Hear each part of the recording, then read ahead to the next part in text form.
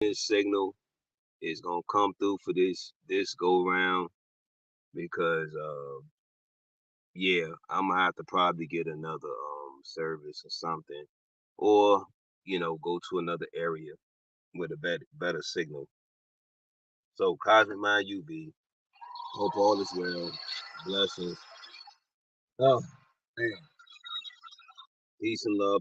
Hope all is well. Health and wellness, man. Hopefully this should be quick as possible.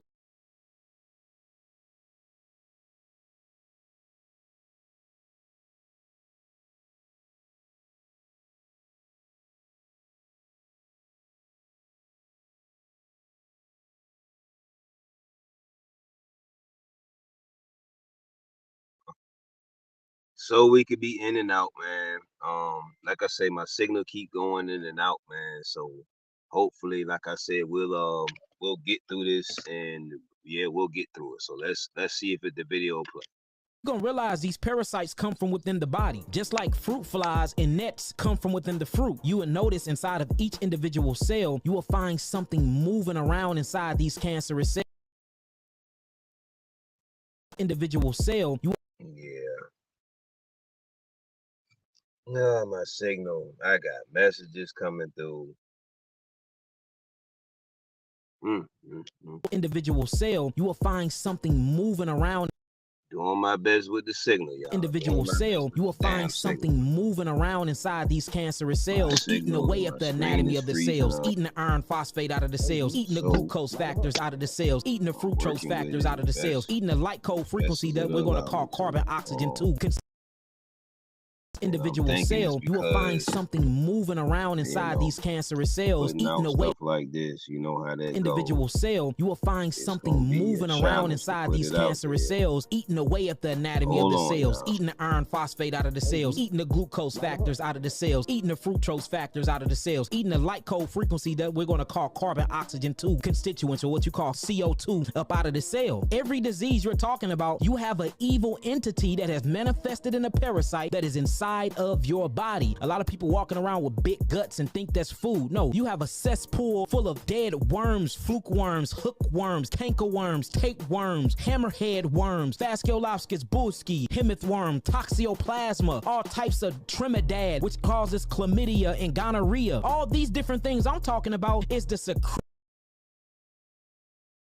secretions. You're gonna realize these parasites come from within the body. Just like fruit flies and nets come from within the fruit. You will notice inside of each individual cell, you will find something moving around inside these cancerous cells, eating away at the anatomy of the cells, eating the iron phosphate out of the cells, eating the glucose factors out of the cells, eating the fructose factors out of the cells, eating the light code cancerous cells, eating away at the anatomy of cancerous cells, eating away at the anatomy of the cells, eating the iron phosphate out of the cells, eating the glucose factors out of the cancerous cells, eating away at the anatomy of the cells, eating the iron phosphate out of the cells, eating the glucose factors out of the cells, eating the fructose factors out of the cancerous cells, eating away at the anatomy videos. Obviously, cancerous cells, eating away at the anatomy of the cells, eating the iron phosphate out of the cells, eating the glucose factors out of the cells, eating the fructose factors out of the cells, eating the light code frequency that we're going to call carbon oxygen 2 constituents, or what you call CO2, up out of the cell. Every disease you're talking about, you have an evil entity that has manifested in a parasite that is inside of your body. A lot of people walking around with big guts and think that's food. And then lastly, there really is no advantage in human beings eating large amounts of protein. There is no point to consuming huge amounts of protein because it's not healthy for us. Number one, the human brain is mostly fatty tissue. It burns pure glucose, which comes from carbohydrate. Protein is not the preferred energy source for our brain. So eating huge amounts of protein is not helpful for us because our bodies can't store protein. And so any protein that we take in over and above what we use on a daily basis, which is approximately, say, 50 to 60 grams of protein on a given day, is converted into carbohydrate anyway. And that process of converting that protein into carbohydrate is very energetically costly. It dehydrates us, and therefore it doesn't pay for us to try to eat huge amounts of protein because it saps too much energy, uses up too much water, and doesn't get us any physiologic benefit. So again,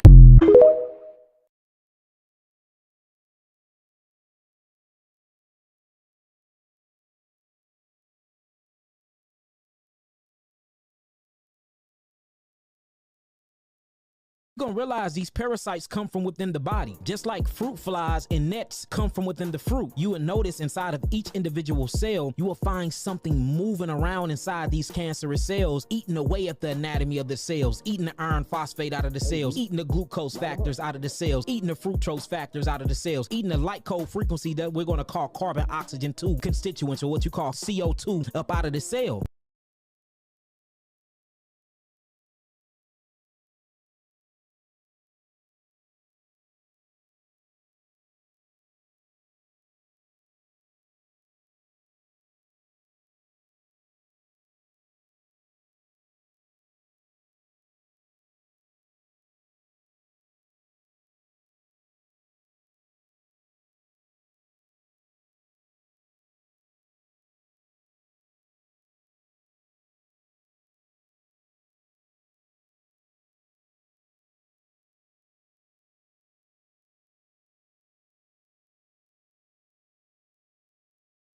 Of the cell. Every disease you're talking about, you have an evil entity that has manifested in a parasite that is inside of your body. A lot of people walking around with big guts and think that's food. No, you have a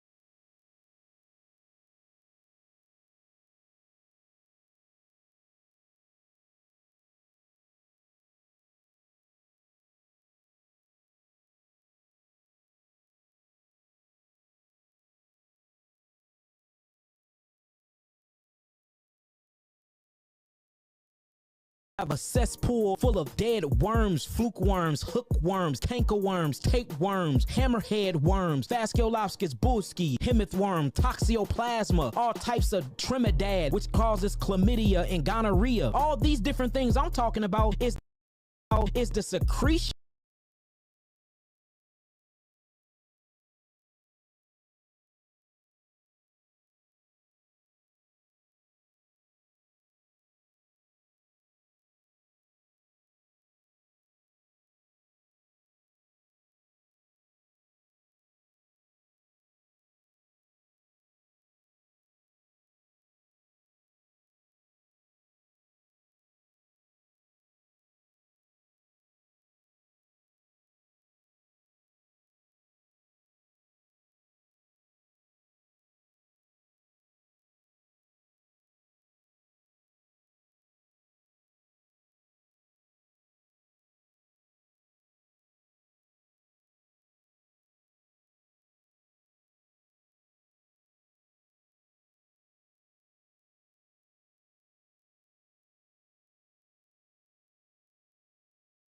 that's coming from these different parasites that's jacking the body. Parasites are real, parasites exist. There is not one disease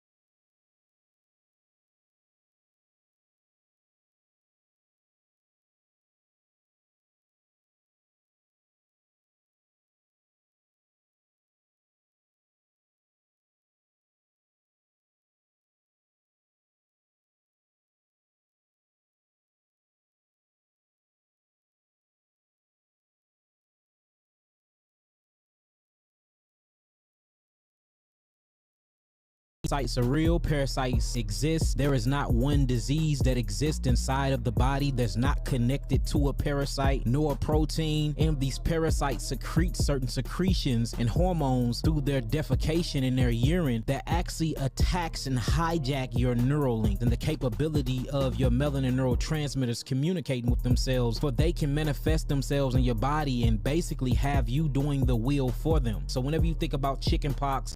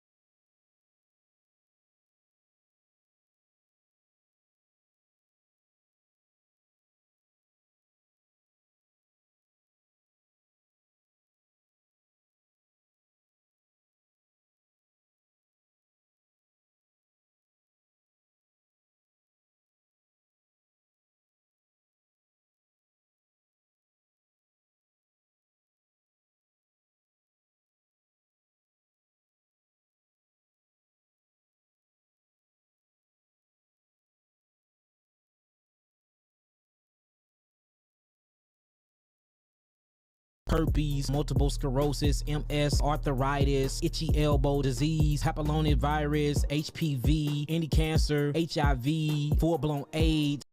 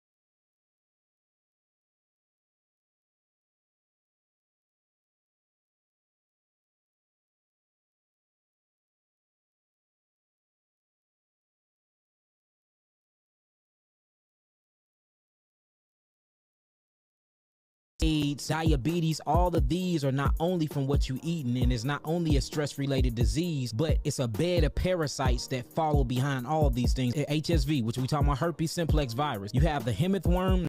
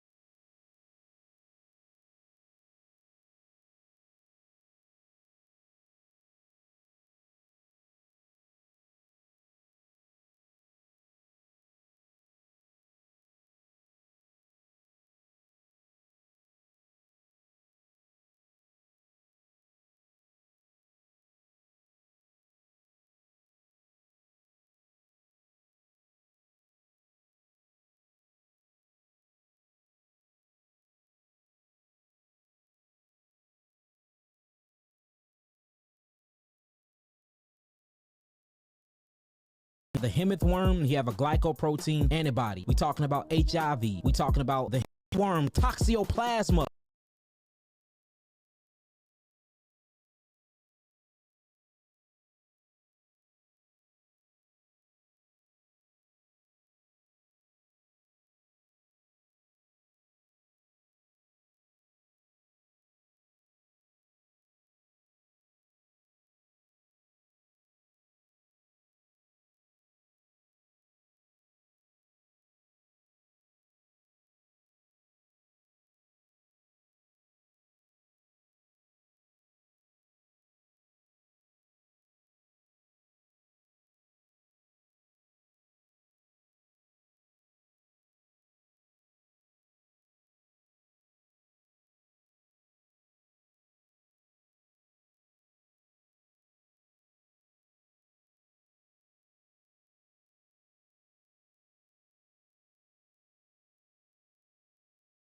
Talking about the hemith worm, which his name is Fascioloscus boyski. Guess what? We have that. Then we have a CD4 cell antibody connected to it. When you talk about diabetes, you're talking about a fluke worm that's driven himself deep within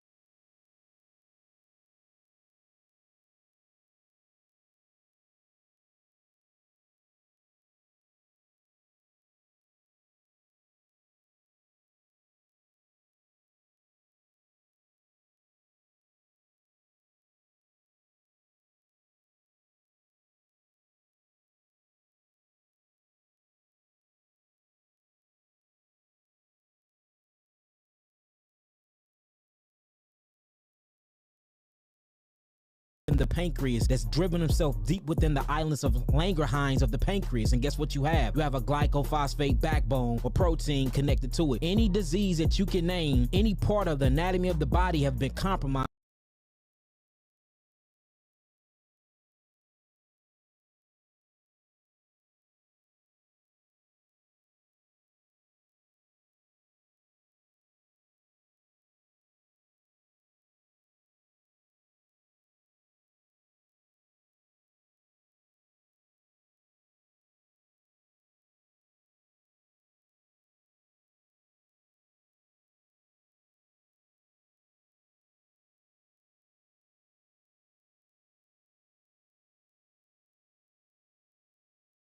Compromise and mucus is coming in and obstructing the place, or there's toxemia and cellular acidosis, waste built up in there. It's going to breed all types of parasites.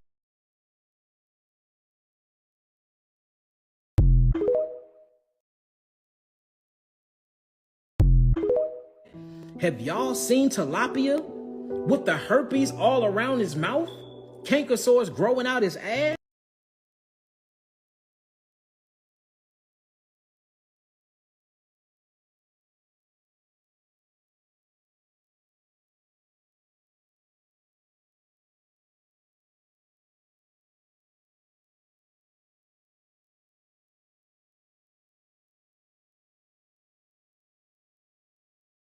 Growing out his ass?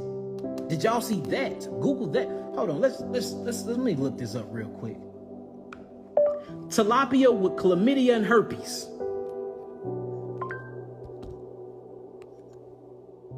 Boy, watch this. Look at this. Herpes virus that affects fish. Hold on, is it possible? Let me show you the chlamydia though. It was a chlamydia outbreak and herpes virus outbreak in tilapia. Look at this.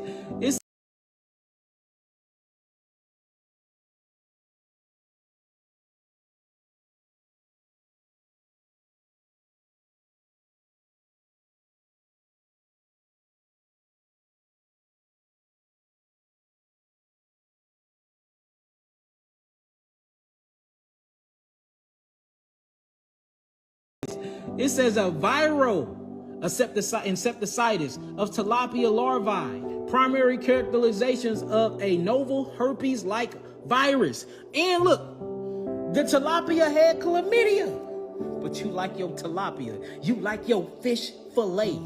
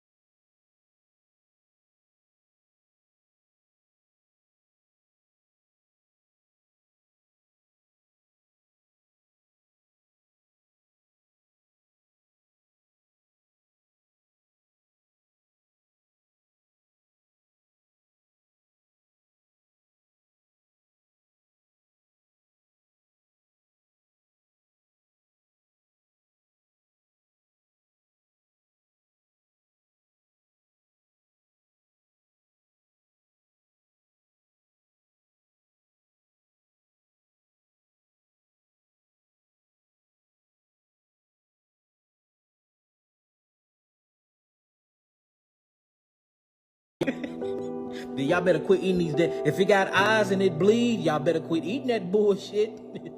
This is common in Google. This is common in Google.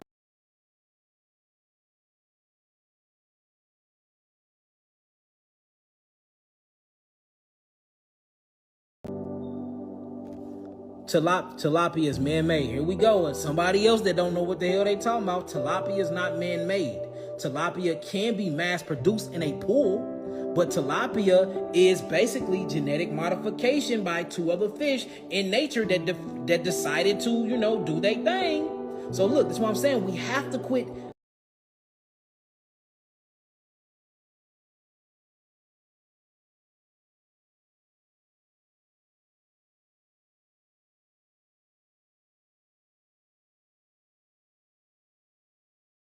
I study animals. I study diseases. I study viruses. I study pathology. I should have been a pathologist. I should have been that. So let's quit regurgitating that we hearing. No, do your own research. Do your own research and see the origins of tilapia. Now, they do mass produce them in pools now, but do your real research and go back to the beginning of where they come from. Yes, it's a hybrid.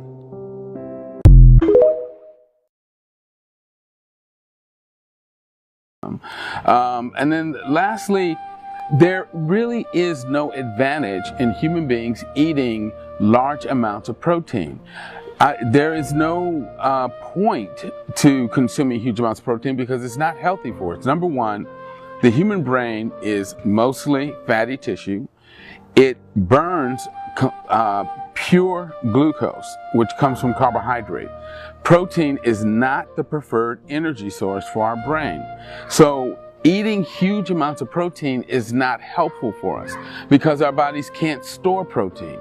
And so any protein that we take in over and above what we use on a daily basis, which is approximately, say, 50 to 60 grams of protein on a given day, is converted into carbohydrate anyway. And that process of converting that protein into carbohydrate is very energetically costly.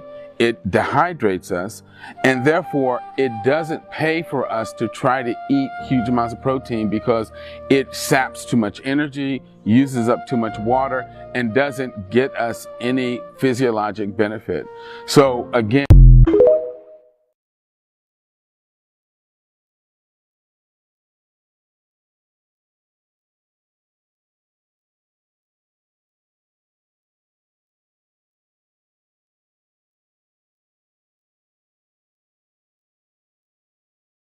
really need to sit back and rethink what it is we are choosing to put in these bodies that we know and say that we believe are God's temples.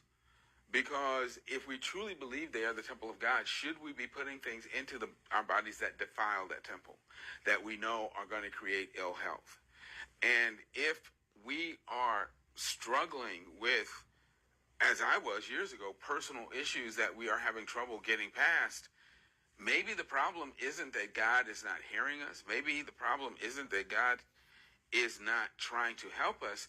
Maybe the problem is God can't get through to us because our minds are so clouded with the filth and garbage that we're eating that the blood vessels are clogged up with grease and fat and toxins, that our neurons are not working well enough for the Holy Spirit to speak to us in a way that we can hear. If we really do want to facilitate the best relationship and communication with God, we have to adopt the diet that He tells us He designed us to eat that will help improve and support that relationship and that communication.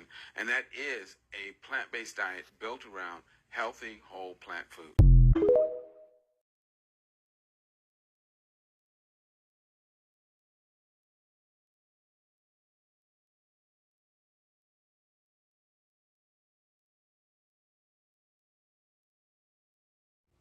Hey everybody, it's Dr. Z, and we're going to talk about ulcerative colitis today.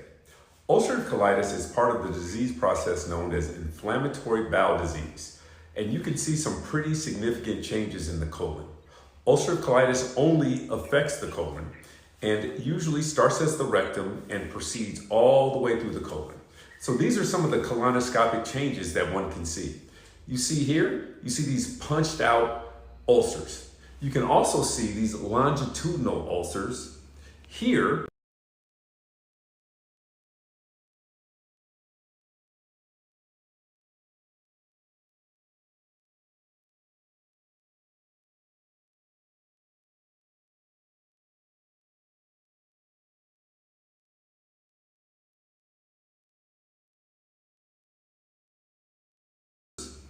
Here, you have a large amount of mucosal defects.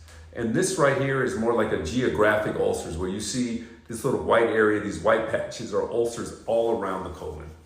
This disease can be treated medically, but it also can be cured surgically. The surgery for this is pretty intense. It's something called an iliopouch anal anastomosis, where we remove the rectum and the anus, we make a new rectum, and we sew it to the anus. And eventually, patients are able to not have a stoma and able to live a long, healthy life. So it's important to remember to get yourself screened. If you have a large amount of rectal bleeding, if you have abdominal pain, you need to be screened with colonoscopies and a CT scan. Remember, although these changes look scary, they can be treated and they can be corrected. Thank you.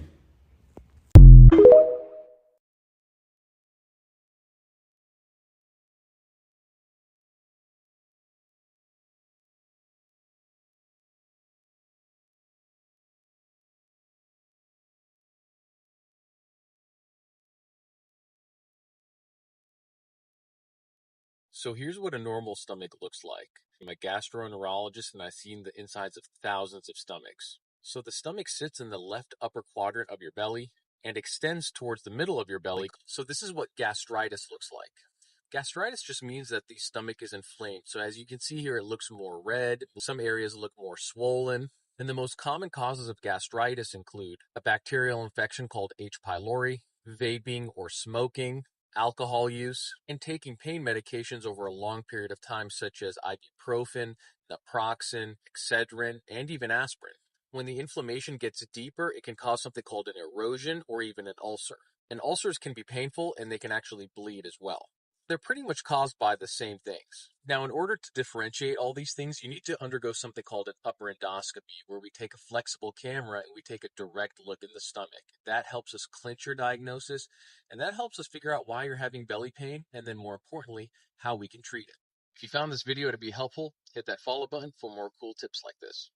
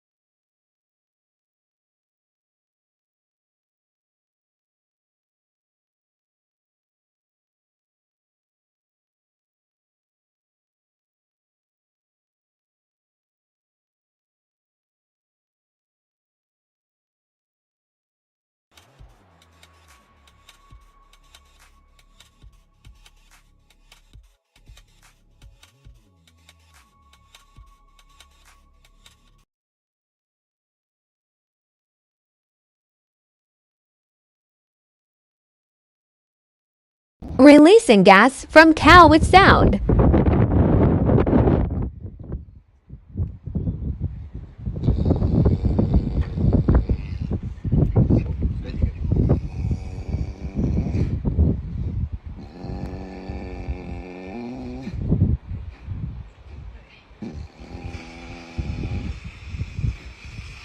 Wow.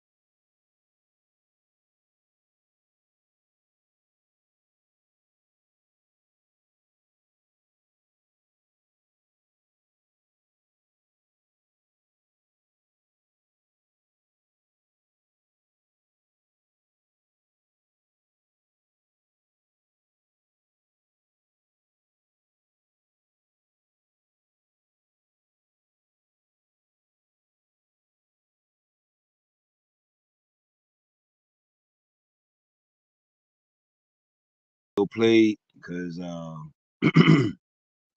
let's see.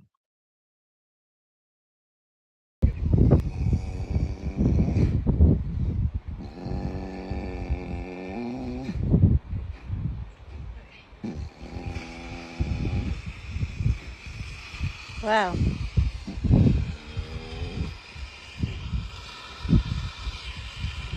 Oh, that does smell.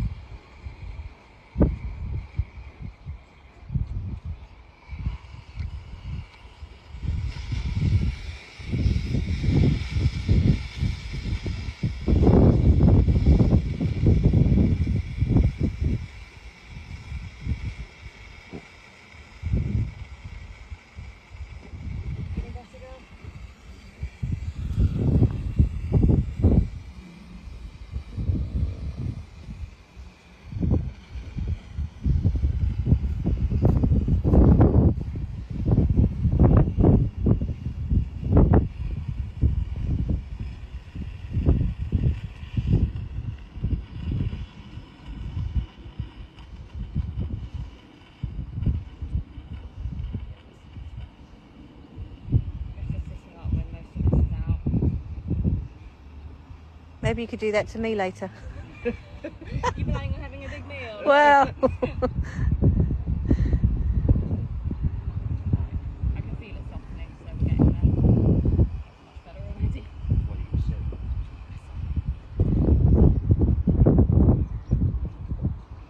What's the gook coming out? Poop?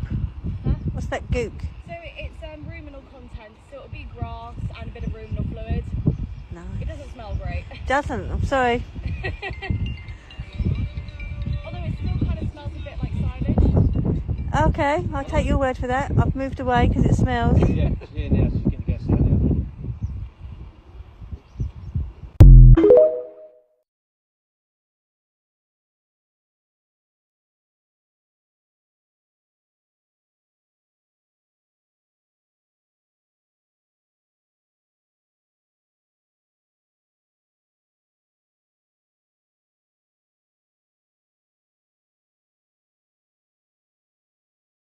Releasing gas from cow with sound.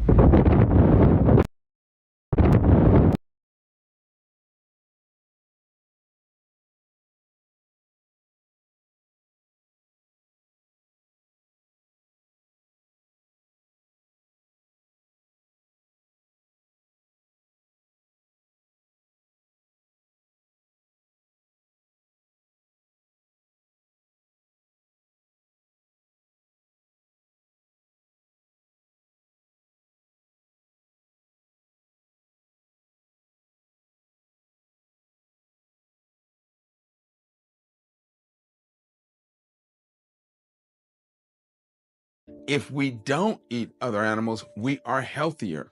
We will live longer. We have fewer diseases. We remain more functional throughout our lives, and we have a lower risk for dementia. Being plant-based not only changed my life, but it helped me become the person I am and the doctor that I am, and is without question the healthiest for all human beings. I've seen that also in my clinical practice. I've been able to get people off their diabetes medicines, get them off blood pressure medicines.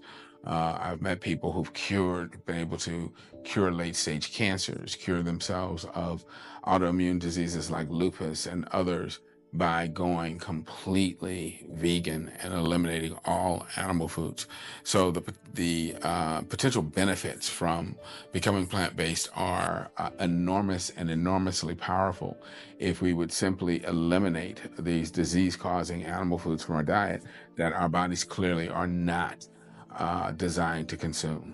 You need a clearer mind, and for that, you need a better diet. You have to stop eating meat because that is God's original diet for us, as outlined in the book of Genesis. When God created Adam and Eve, he told them to be plant-based. In fact, he told them to be vegans. They were to be eating essentially a fruit-based diet. This easy-to-read book is packed with information that enables the reader to intelligently embrace a lifestyle that works with the body's amazing ability to heal itself. The body can self-heal by its very design, and you can design a program that will enable the body to do the very thing it was made to do, heal itself.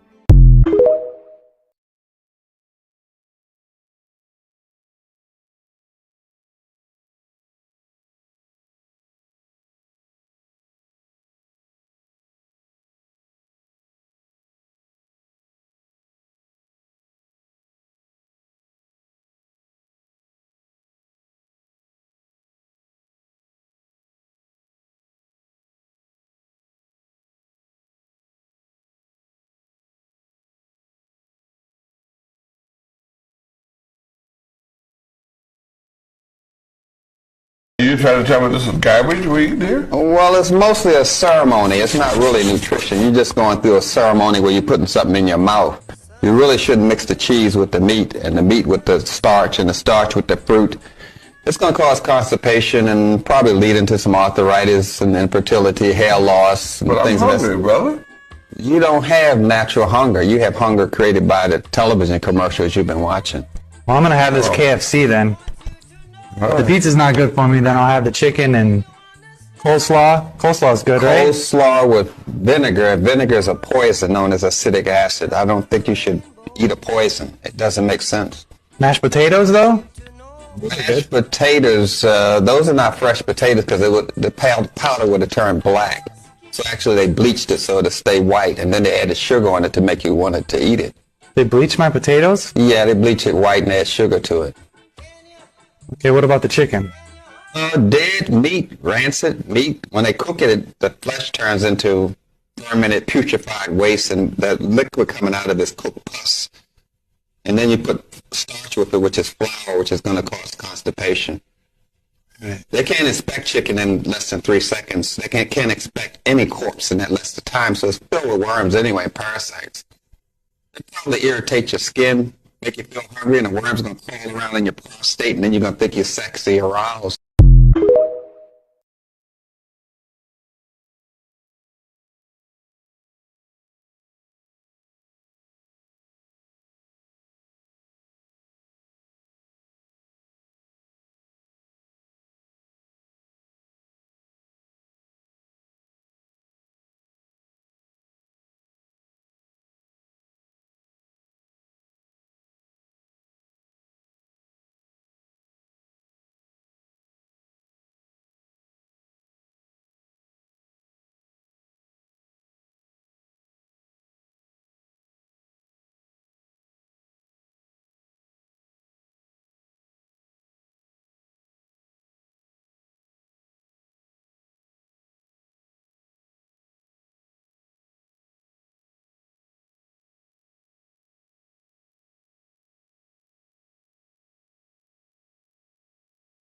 Last week, I dropped my vegan cheat day cookbook, which is full of my most popular recipes that I've dropped to date. And to celebrate, I made one of my most favorite recipes from the book, which are these vegan jerk burgers.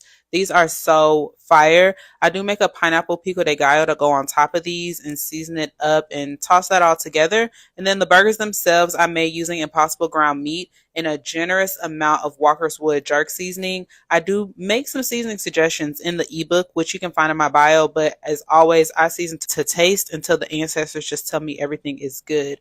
I go ahead and make 4 patties from this, saute up some onions, and smash the burger right on top of the onions. I cook it thoroughly on each side, and then I do melt a slice of plant-based cheese right on top of each of those patties. And then I also, to assemble the burger, make a vegan jerk mayo as well using vegan mayonnaise. I assemble all that together. Of course, I made it a double, and that's all she wrote. Super fire.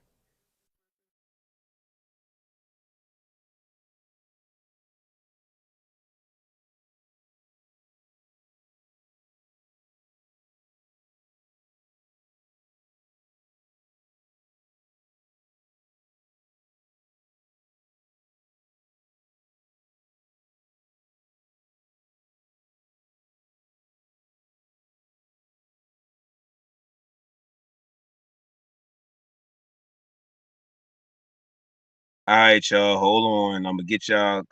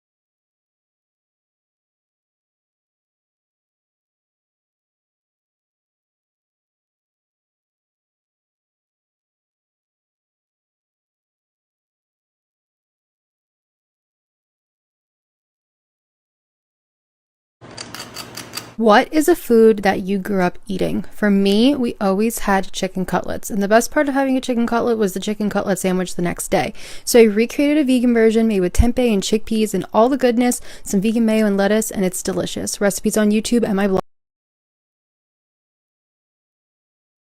So I recreated a vegan version made with tempeh and chickpeas and all the goodness, some vegan mayo and lettuce, and it's delicious. Recipes on YouTube and my